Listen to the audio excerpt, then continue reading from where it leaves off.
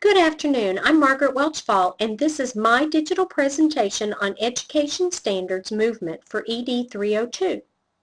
Recycled standards, anyone? It is a familiar time again. Students are heading back to school to learn. Teachers are heading back to school to teach, and our legislators are heading back into session to wrangle over education standards.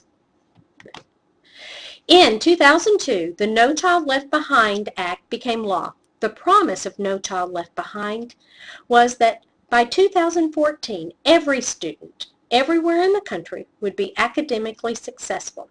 Sadly, No Child Left Behind has failed to deliver on its promise.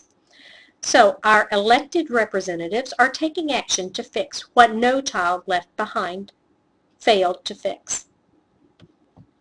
Our elected representatives are taking action.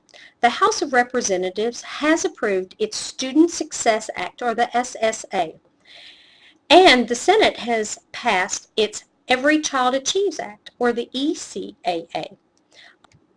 The 114th Congress passed the largest piece of federal education legislation in over a decade, which rewrites No Child Left Behind.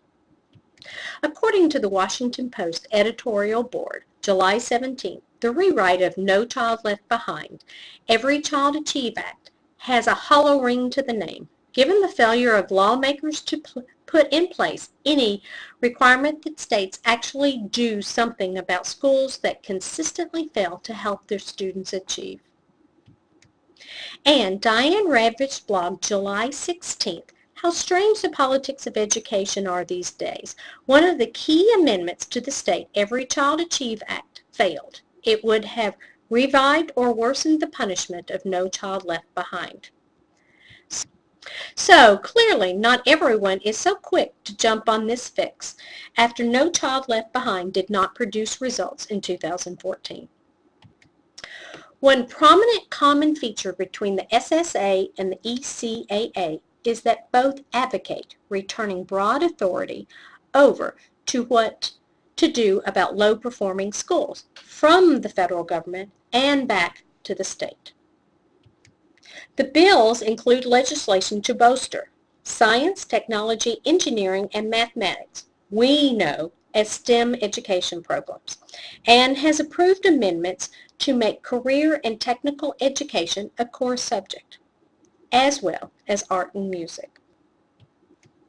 The SSA provides states more latitude with respect to how and where federal funds are distributed, and by eliminating some of the federal penalties that currently associate with distribution rules. The SSA seeks to allow a means for federal funding to follow individual students based on the income-associated needs of that student, and not based on the percentage of low-income students within any given school.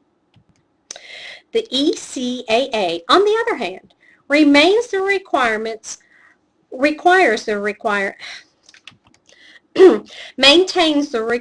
for any school receiving federal aid to do so based on the percentage of low-income families attending that school. Yes, both the SSA and the ECAA, in agreement, give more power to the state-level educators. Partisan politics, however, threaten achieving a compromising solution between the two. Neither the SSA nor the ECAA is the perfect bill, but either of the two is a strong step in the right direction.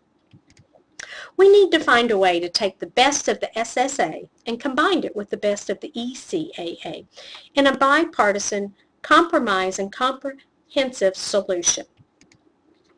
Unlike the recycled paper background of this PowerPoint presentation, we must demand an innovative, compromising legislation that truly targets our students' greater good. In support of this presentation, these are the references used.